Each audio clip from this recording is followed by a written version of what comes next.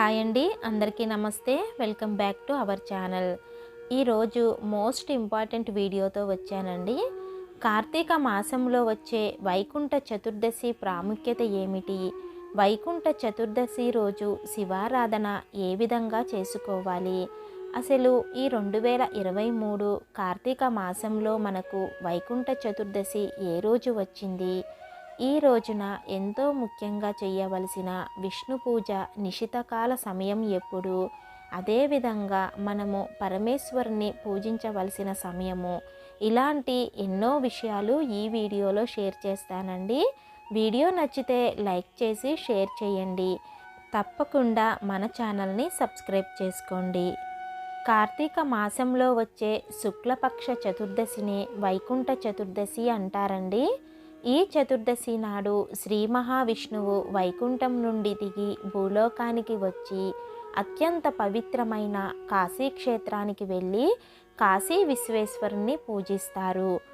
పవిత్రమైన కాశీ క్షేత్రానికి వచ్చి కాశీ విశ్వేశ్వరుని శ్రీ మహావిష్ణువు పూజించిన రోజు కాబట్టి ఈ రోజును వైకుంఠ చతుర్దశి అంటారు. అత్యంత పవిత్రమైన ఈ వైకుంఠ చతుర్దశి మనకు ఈ 2023లో నవంబర్ 25 శనివారం సాయంత్రం 5:22 నుండి మొదలయ్యి నవంబర్ 26 ఆదివారం మధ్యాహ్నం 3:53 ముగుస్తుంది.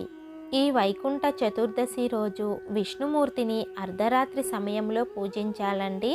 అదేవిధంగా పరమేశ్వరుణ్ణి రెండవ రోజు ఉదయము సూర్యోదయం ముహూర్తంలో పూజించాలి.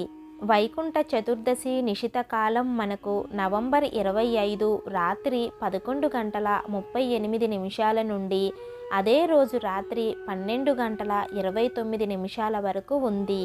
అంటే నిశితకాల సమయము మొత్తము 51 నిమిషాలండి. ఈ సమయంలో మనము శ్రీ మహావిష్ణువుని పూజించాలి. మరుసటి రోజు ఉదయము అంటే నవంబర్ 26న సూర్యోదయం టైంలో శివ పూజ చేసుకోవాలి. ఈ పూజను రోజులో 2 వేరువేరు సమయాలలో చెయ్యాలండి. ఈ పూజ చేసుకునేవారు వైకుంఠ చతుర్దశి రోజు అంటే నవంబర్ 25న బ్రహ్మ ముహూర్తంలో నిద్రలేచి స్నానం చేసి ఇంట్లో పూజ చేసుకోవాలి. వైకుంఠ చతుర్దశి పూజ చేసుకోవటానికి సంకల్పం చేసుకొని రోజంతా ఉపవాసం ఉండాలి. ఈరోజు ధాన్యంతో చేసినవి ఏమీ తినకూడదండి. అంటే ఇడ్లీ, దోశ, చపాతీ లాంటివి కూడా తినకూడదు. ఏమైనా పండ్లు తీసుకొని పాలు తాగవచ్చు. నిశిత కాలంలో అంటే రాత్రి సమయంలో విష్ణుమూర్తిని పూజించాలి.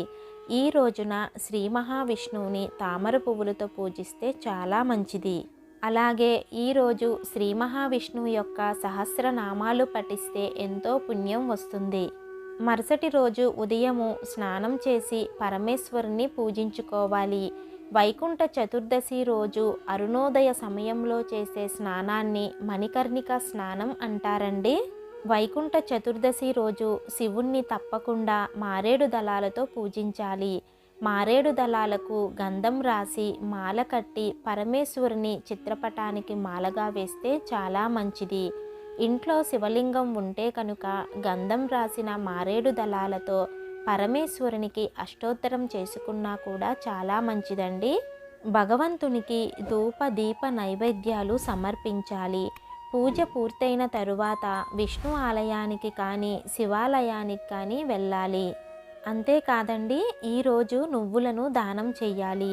ఎవరైతే వైకుంఠ చతుర్దశి రోజు శివుణ్ణి మారేడు దళాలతో పూజించి నువ్వులను బ్రాహ్మణులకు దానం ఇస్తారో వారి జన్మ జన్మాంతరాల పాపాలు తొలగిపోతాయి.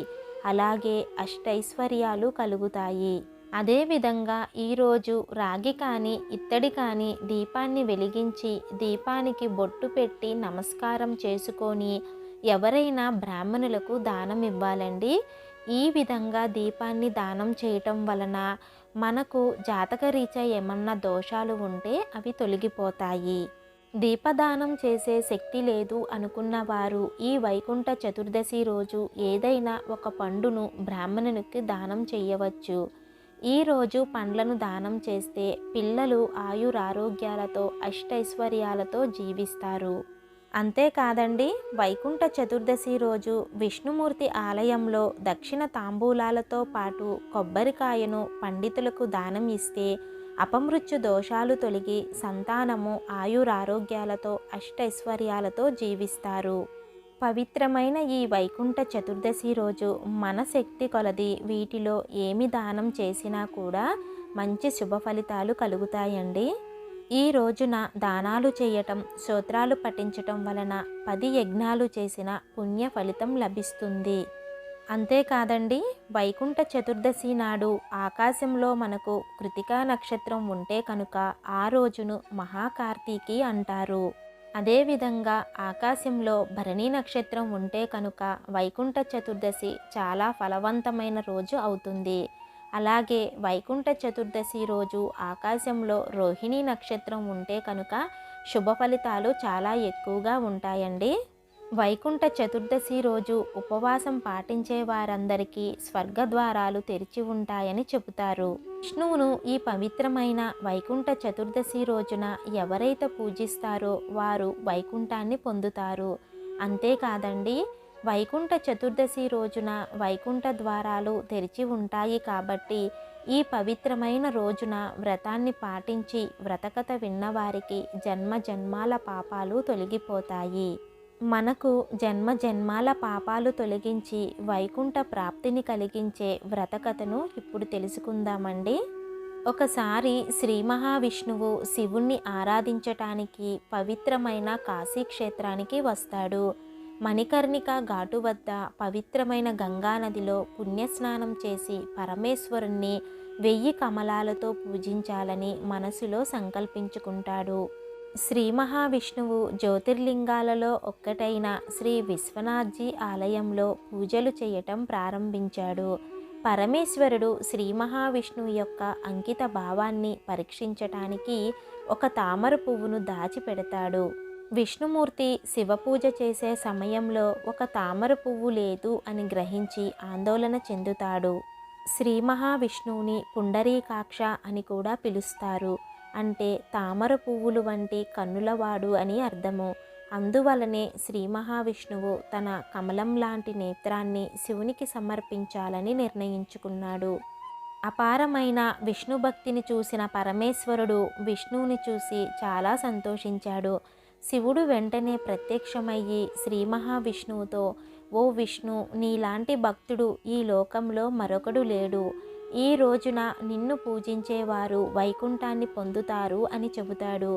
అందువల్లనే ఈ రోజును వైకుంఠ చతుర్దశి అంటారు. అంతేకాదండి, ఆ పరమేశ్వరుడు శ్రీ మహావిష్ణువు భక్తికి మెచ్చి కోట్లాది సూర్యుల శక్తి మరియు బలానికి సమానమైన సుదర్శన చక్రాన్నిచ్చింది కూడా ఈ రోజే.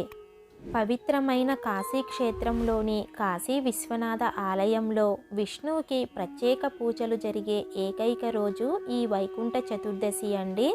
ఈ భూమిపై నివసించే ఎవరైనా సరే ఈ రోజున ఉపవాసం చేసి ఈ వ్రతాన్ని ఆచరిస్తే వారికి వైకుంఠధామం ప్రాప్తిస్తుందని చెబుతారు.